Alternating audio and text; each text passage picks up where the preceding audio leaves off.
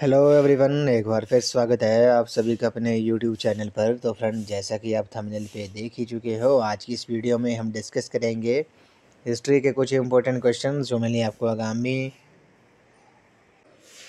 HPJBT commission, SI conductor, JOIT post code 965, panchayat auditor, panchayat secretary और various exam जो आने वाले इसमें में कंडक्ट किए जाने हैं, उन सभी एग्ज़ाम में ये क्वेश्चंस आपको काफ़ी हेल्पफुल साबित होंगे। तो फ्रेंड्स, आपने करना क्या है, इन क्वेश्चंस के शॉर्ट फॉर्म में नोट्स ज़रूर बना लेने हैं, क्योंकि रिवीजन के टाइम ये क्वेश्चंस आपको काफ़ी हेल्पफुल साबित होंगे। तो फ्रेंड्स, आप मुझे इंस्टाग्राम पर भी फॉलो कर सकते हो। इंस्टाग्राम आईडी का जो लिंक है वो मैंने डिस्क्रिप्शन बॉक्स में दे दिया है।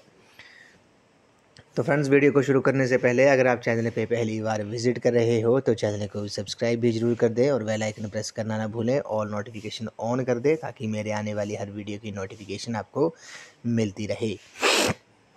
तो फ्रेंड्स, वीडियो को शुरू करते हैं। इस वीडियो का क्वेश्चन नंबर फर्स्ट है। इसमें बोला गया कि किसने ब्रिटिशरों का अधिकतम प्रतिरोध किया था। काफ़ी इंपॉर्टेंट क्वेश्चन है। तो मैं आपको बताया, मराठों ने ब्रिटिशरों का जो सबसे अधिक प्रतिरोध किया था, ये आपने याद रखना है। बात करते हैं मराठा के बारे में, मराठा साम्राज्य के बारे में।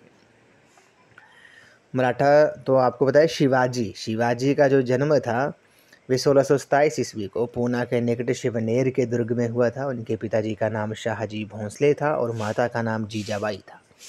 शिवाजी के व्यक्तित्व पर सर्वाधिक प्रभाव था उनकी माता जीजाबाई और उनके संरक्षक दादा कोंडदेव का पड़ा था।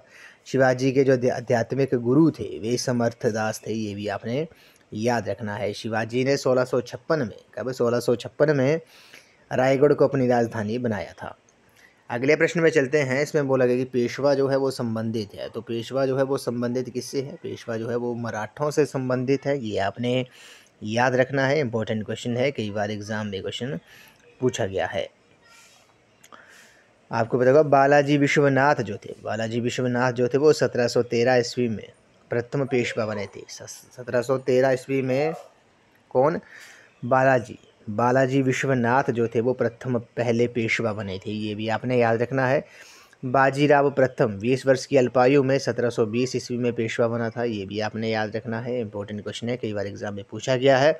और बाजीराव 1740 ईस्वी में बाजीराव का बेटा बालाजी बाजीराव जो था वो पेशवा बना था। इसे नाना साहब भी कहा गया है। बाजीराव के समय 1761 ईस्वी में मराठे पानीपत का तीसरा युद्ध अहमद शाह अब्दाली से हार गए थे, ये आपने याद रखना है।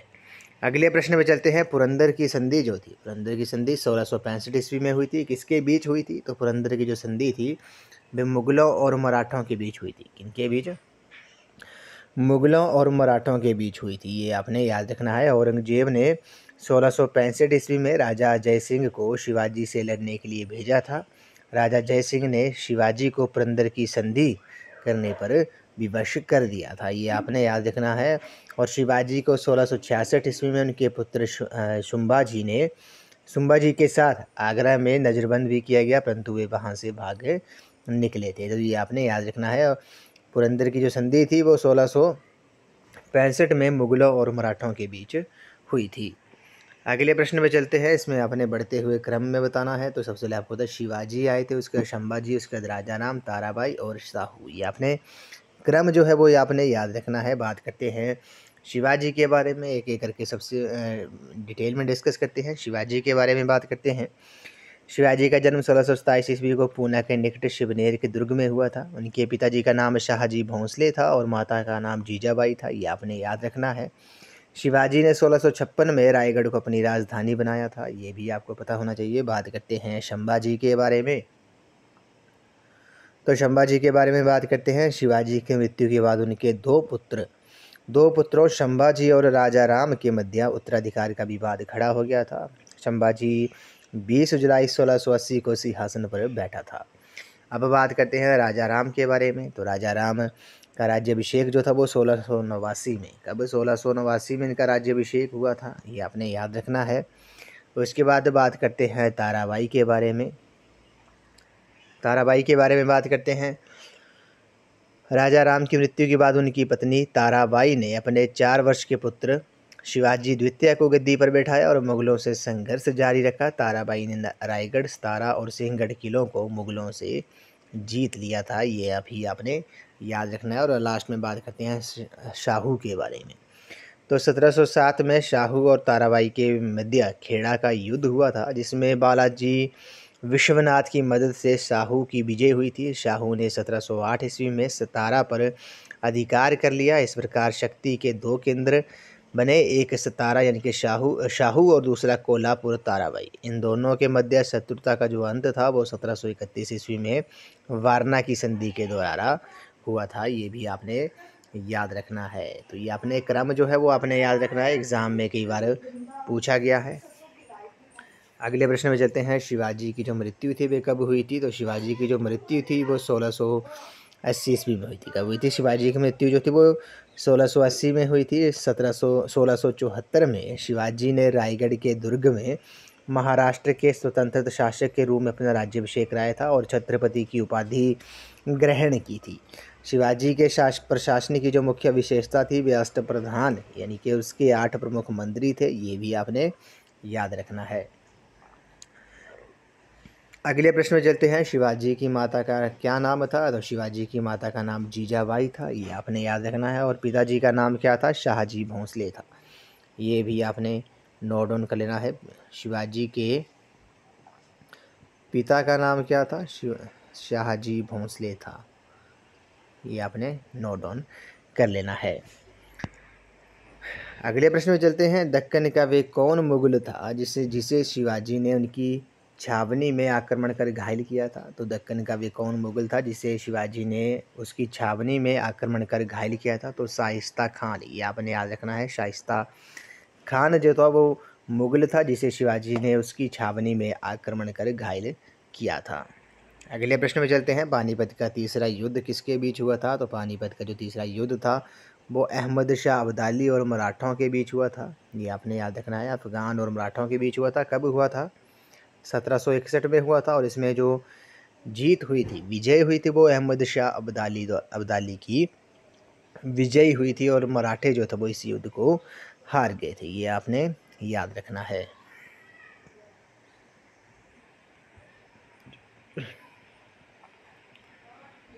अगले प्रश्न में चलते हैं, उन चिट्ठियों का क्या शीर्षक है जो गुरु गोविंद सिंह ने औरंगजेब को उसके विश्वासघात के लिए वह तर्सना के रूप में लिखी थी? तो उसका नाम जफरनामा था, ये आपने याद रखना है। 1705 में ये चिट्ठी लिखी गई थी और इस चिट्ठी का जो शीर्षक था वह जफरनामा था। जफरनामा जो गुरु गोविंद सिंह ने आपको बताइए सिखों के 10वें गुरु थे। इन्होंने औरंगजेब को उसके विश्वासघात के लिए वतर्सना के रूप में लिखी थी। अगले प्रश्न पे चलते हैं, सिख धर्म की स्थापना जो थी वो किसने की थी? तो सिख धर्म की जो स्थापना थी वे गुरु नानक देव जी ने की थी। किसने की थी? सिख धर्म की जो स्थापना थी वे गुरु नानक देव जी ने की थी। बात करते हैं गुरु नानक देव के बारे में। तो गुरु नानक देव जी का जो जन्म था वे तलवंडी साहिब नानकाना साहिब पाकिस्तान में हुआ था, 1469 में हुआ था, ये भी आपको पता होना चाहिए। और अंतिम गुरु जो थे वो सिखों के वे 10वें गुरु वे गुरु गोविंद सिंह थे। उनका जन्म स्थान जो था वो पटना साहिब था। अगले प्रश्न पे चलते हैं, सिख धर्म की जो स्थापना हुई थी वे कब हुई थी? तो सिख धर्म की जो स्थापना थी वो 1500 ईस्वी में, ये आपने याद रखना है। 1500 ईस्वी में सिख धर्म की स्थापना हुई थी। अगले प्रश्न पे चलते हैं, सिखों के 10वें गुरु का क्या नाम था? तो सिखों के 10वें गुरु का नाम जो था वो गुरु गोविंद सिंह था, ये भी आपने याद रखना है। सिखों के जो 10वें गुरु थे वे गुरु गोविंद सिंह थे, ये आखिरी 10वें और आखिरी गुरु थे। अगले प्रश्न में चलते हैं, गुरुमुखी लिपि के जो जनक थे वे कौन थे? तो गुरुमुखी लिपि के जो जनक थे वे गुरु अंगद देव थे, ये आपने याद रखना है। गुरुमुखी लिपि के जो जनक थे वे कौन थे? वे गुरु अंगद देव थे। और ये भी आपको पता होना चाहिए, ये सिखों के कितने गुरु थे? ये दूसरे गुरु थे, ये आपने याद रखना है। गुरु अंगद देव जो है वो सिखों के दूसरे गुरु थे। प्रारंभिक नाम लहना, ये भी आपने याद रखना है। इनका जो प्रमुख कार्य है प्रारंभिक नाम लहना। और ये गुरु गोविंद सिंह जो थे, गुरु अंगद देव जो थे वो सिखों के दूसरे गुरु थे। अगले प्रश्न में चलते हैं, to whom is Fateh Burj in Chappar Chiri Punjab dedicated? तो ये बंदा बहादुर को डेडिकेट है, ये भी आपने याद रखना है, इंपॉर्टेंट क्वेश्चन है, कई बार एग्जाम में क्वेश्चन पूछा गया है। अगले प्रश्न पे चलते हैं। Who was the life long companion of Guru Nanak Dev? तो भाई मर्दाना जो है इस क्वेश्चन का राइट आंसर है। अगले प्रश्न में चलते हैं। गुरु गोविंद सिंह वाज, तो गुरु गोविंद सिंह कौन थे? गुरु गोविंद सिंह आपको पता है ये सिखों के अंतिम गुरु थे, 10th Guru of Sikh, founder of Khalsa, the Indra council of the Sikh in 1699 and author of दशम ग्रंथ। ये आपने याद रखना है। गुरु गोविंद सिंह जो थे वो उन्होंने खालसा पंथ की स्थापना की थी, ये भी आपने याद रखना है। सिखों के ये अंतिम गुरु थे। पाहुल प्रणाली की इन्होंने शुरुआत की थी और दशम ग्रंथ के ये ऑथर थे, लेखक थे, इन्होंने लिखा था। अगर क्वेश्चन एग्जाम में ये भी पूछ सकते हैं कि दशम ग्रंथ जो है वो संबंधित है, तो वो किससे है? वे गुरु गोविंद सिंह जी से संबंधित है। अगले प्रश्न में चलते हैं। गुरु ग्रंथ साहिब का जो संकलन था वो किस सिख गुरु ने किया था? तो गुरु ग्रंथ साहिब का जो संकलन था वे सिखों के 5वें गुरु गुरु अर्जुन देव ने किया था। किसने किया था? गुरु ग्रंथ साहिब का जो संकलन था वे सिखों के 5वें गुरु गुरु अर्जुन देव ने किया था। इन्होंने श्री हरमिंदर साहिब और स्वर्ण मंदिर जो है अमृतसर में उसकी नींव रखी थी और गुरु ग्रंथ साहिब का संकलन भी गुरु अर्जुन देव ने ही किया था। अगले प्रश्न में चलते हैं। गुरु तेग बहादुर की हत्या किस मुगल शासक ने करवाई थी? तो गुरु तेग बहादुर की जो हत्या थी वे औरंगजेब ने करवाई थी। ये आपने याद रखना है, औरंगजेब ने गुरु तेग बहादुर की हत्या जो थी वो औरंगजेब ने करवाई थी। ये भी क्वेश्चन जो है वो इम्पोर्टेंट है, कई बार एग्जाम में पूछा गया है। गुरु तेग बहादुर जो थे वो 9वें गुरु थे ये सिखों के, और इस्लाम कबूल ना करने के कारण औरंगजेब ने इनकी हत्या जो थी वो कर दी थी। अगले प्रश्न में चलते हैं। सिखों को सैनिक शक्ति बनाने का जो श्रेय है वे किसे जाता है? तो सिखों को सैनिक शक्ति बनाने का जो श्रेय है वो गुरु गोविंद सिंह जी को जाता है, ये आपने याद रखना है। अगले प्रश्न पे चलते हैं। इसमें बोला गया कि in which state of India is Hemkund Sahib? Hemkund Sahib जो है famous centre of Sikh pilgrim located. तो हेमकुंड साहिब जो है वो उत्तरांचल में है, जिसे अब उत्तराखंड के नाम से जाना जाता है, ये आपने याद रखना है। इसे अब उत्तराखंड के नाम से जाना जाता है। अगले प्रश्न पे चलते हैं। लंगर की जो शुरुआत थी वे किसने की थी? तो लंगर की जो शुरुआत थी वे किस सिख गुरु ने की थी? तो लंगर की शुरुआत जो थी वो गुरु नानक देव जी ने, ये सिखों के प्रथम गुरु थे, इन्होंने ही लंगर की जो शुरुआत थी वे की थी। अगले प्रश्न में चलते हैं। सिखों के 10वें गुरु गोविंद सिंह जी का जन्म जो था वो कहाँ पर हुआ था? तो सिखों के 10वें गुरु गुरु गोविंद सिंह जी का जन्म था वे पटना साहिब में हुआ था, ये आपने याद रखना है। पटना साहिब में हुआ था। कब हुआ था? 1675 में हुआ था।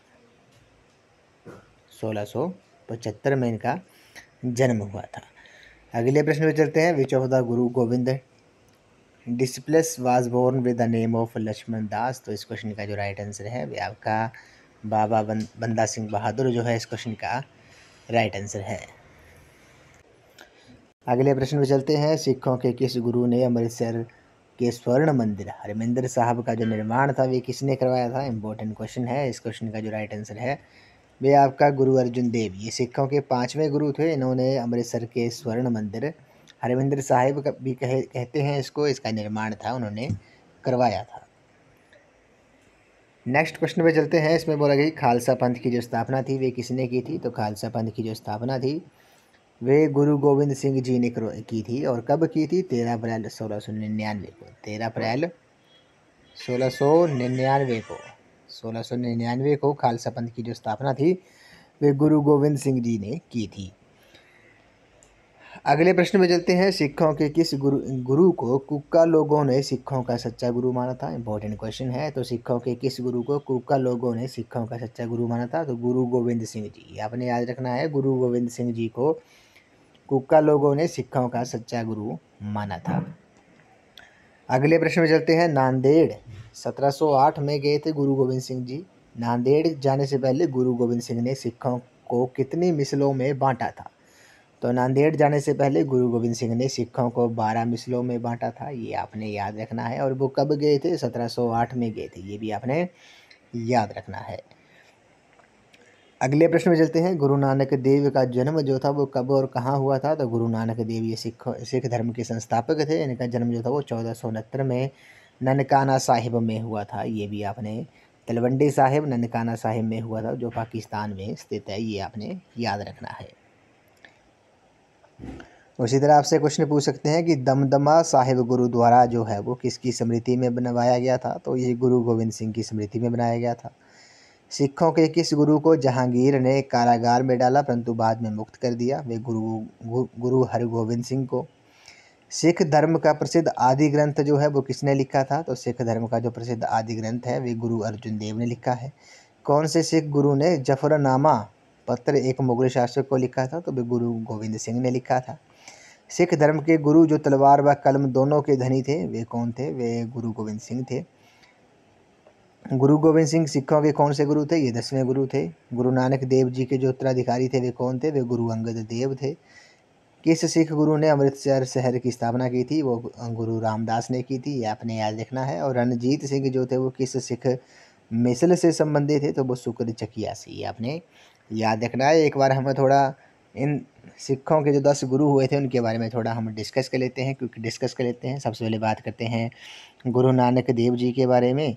तो इनका जो जन्म स्थान था वह तलवंडी साहिब नानकाना साहिब पाकिस्तान में हुआ था 1469 में। ये इन्होंने सिख धर्म की स्थापना की थी। उसके बाद जो दूसरे गुरु थे वे गुरु अंगद देव थे। गुरु अंगद देव के जो प्रमुख कार्य हैं वे गुरुमुखी लिपि के जनक थे और प्रारंभिक नाम लहना ये उनका प्रमुख कार्य थे। तीसरे गुरु कौन थे? तीसरे गुरु अमरदास थे। धर्म प्रसार हेतु 22 गद्दियों की स्थापना की थी इन्होंने। ये भी आपने याद रखना है। हिंदुओं से अलग विवाह पद्धति लवन को प्रारंभ किया था। ये आपने याद रखना है। गुरु अमरदास ने हिंदुओं से अलग विवाह पद्धति लवन को प्रारंभ किया था। चौथे गुरु कौन थे? गुरु रामदास। इन्होंने अमृतसर की स्थापना की थी। कब की थी? 1577 में की थी। बात करते हैं गुरु अर्जुन देव के बारे में। तो श्री हरमिंदर साहिब या स्वर्ण मंदिर भी कहा जाता है इसे। तो गुरु अर्जुन देव ने श्री हरमिंदर साहिब या स्वर्ण मंदिर की नींव रखी थी। गुरु ग्रंथ साहिब की संकलन किया था इन्होंने। उसके बाद बात करते हैं सिखों के छठे गुरु जो थे वो गुरु हरगोविंद थे। गुरु हरगोविंद जो थे उन्होंने अकाल तख्त की स्थापना की थी। सिखों को सैनिक जाति में बदला था इन्होंने। ये भी इनका प्रमुख कार्य है। सातवें गुरु कौन थे? सातवें गुरु हरराय थे। हरराय जो थे वो उत्तराधिकार मुगलों के युद्ध में इन्होंने भाग लिया था। ये भी आपने याद रखना है। आठवें गुरु हरिकृष्ण थे। गुरु हरिकृष्ण का जो प्रमुख कार्य था वे अल्पवयस्क अवस्था में ही चेचे के कारण इनकी मृत्यु हो गई थी। ये इनके आपने याद रखने हैं। और उसके बाद 9वें जो गुरु थे वो गुरु तेग बहादुर थे। इस्लाम कबूल न करने के कारण औरंगजेब ने इनकी हत्या कर दी थी। ये भी आपने याद रखना है। और सिखों के जो 10वें गुरु थे अंतिम गुरु कौन थे? वे गुरु गोविंद सिंह थे। खालसा पंथ की इन्होंने स्थापना की थी। पाहुल प्रणाली की शुरुआत की थी। ये भी आपने याद रखना है। गुरु गोविंद सिंह के बाद बंदा बहादुर सिखों का नेता हुआ जिसकी 1715 ईस्वी में फरखुशियार ने हत्या करवा दी थी। बाद में सिखों का विभाजन जो था वो 12 मिसलों में हो गया था। ये आपने याद रखना है। इसी तरह आपसे क्वेश्चन एग्जाम में पूछ सकते हैं कि आदि ग्रंथ जो था वो किस सिख धर्म का प्रसिद्ध ग्रंथ है वो किसने लिखा था? वे गुरु अर्जुन देव ने लिखा था। ये भी क्वेश्चन भी कई बार पूछा गया है। और गुरुमुखी लिपि के जो जनक थे वे कौन थे? गुरु अंगद देव थे। और एक क्वेश्चन यहाँ से आपने कन्फ्यूज़ नहीं होना है। बात है अमृतसर की जो स्थापना थी वो गुरु रामदास ने की थी। ठीक है, अमृतसर शहर की जो स्थापना थी वो गुरु रामदास ने की थी। जबकि स्वर्ण मंदिर जो है अमृतसर में वो उसकी जो स्थापना थी वो गुरु अर्जुन देव ने की थी। ये आपने याद रखना है।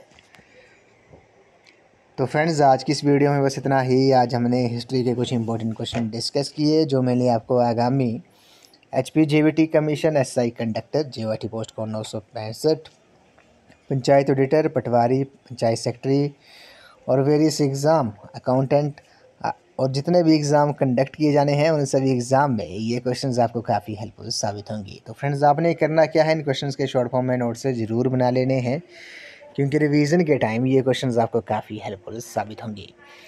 तो फ्रेंड्स आई होप आपको ये वीडियो पसंद आई होगी। तो वीडियो को लाइक शेयर एंड कमेंट जरूर कर दें। चैनल को सब्सक्राइब भी जरूर कर दें और बेल आइकन प्रेस करना ना भूलें। और ऑल नोटिफिकेशन ऑन कर दें ताकि मेरे आने वाली हर वीडियो की नोटिफिकेशन आपको मिलती रहे।